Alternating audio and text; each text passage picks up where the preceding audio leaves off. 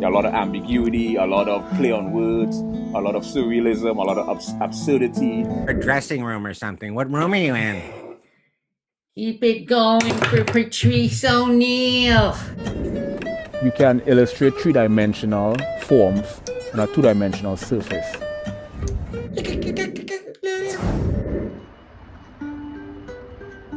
Hey, yeah, to be in your presence. Tell us about you on Dancing with the Stars as well, right? Please don't evaluate this before it's over with. This is we're not like it's not a tell. That would just Hey, yeah, to be in your presence. Tell us about you on Dancing with the Stars as well, right? I'm gonna do my Robert Downey Jr. You ready? Sure.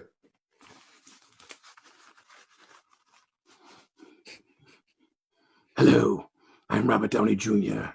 I'm Iron Man. what kind of thing are you trying to pull right now? Whoa. What's up, man? How are ya? Bill Burr. What's going on, Louie? Good to see ya. Wow. Looks like some sort of Vanguard dressing room or something. What room are you in?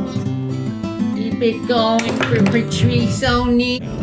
Whoa. Just in there, we were stealing like those little bunch of little animals and things you got for animals. You at a bus station or something? Why am I hearing a bus?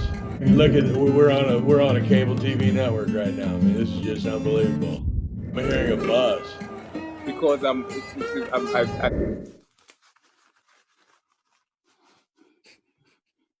Hello, I'm Robert Downey Jr.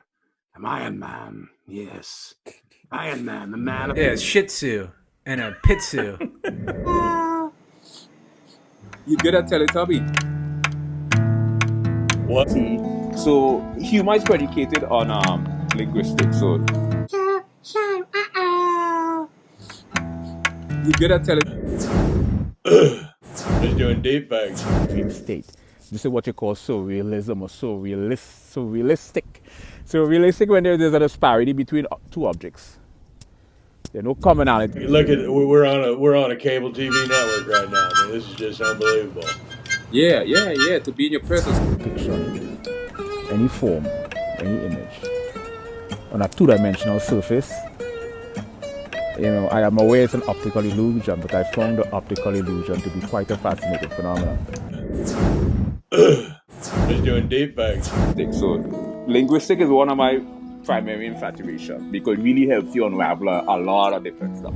Dream state. This is what you call surrealism or surrealistic. Surrealistic when there's a disparity between two objects. And I call it like a cross-disciplinary, transdisciplinary, and multidisciplinary, and interdisciplinary analysis of sound. Predicated on linguistics, language. There are a lot of ambiguity, a lot of play on words. Look at we're on a cable TV network right now. I mean, this is just unbelievable. Yeah. Logical, subliminal no information that bypasses above the physiological threshold, so it's detectable. We're all stand-up comedians. Everything. I don't. You know, for the one doing the interviewing, I don't think you are. I'm trying to contain myself and be professional. Sorry. Yeah, but if we can live forever, then why don't you just eat whatever you want? Was it end of the stick? So there's a polarity to create that balance. You can't have a light without dark. You can't have dark without light. So polarities are really contingent on each other. Right. So Like, it's not a tell. That would just I don't know if that was the cocaine or what, but it was. I don't know what I pulled. Oh, let me hear that. Let's creep down. Solipsism. Solipsism is one of those philosophical ideology that is predicated around the idea of only the mind that exists. Evidence is a sort of circular. Well, I know Mirror something. projection. I know you're Hertz was actually named after it. When you double the frequency, pause between.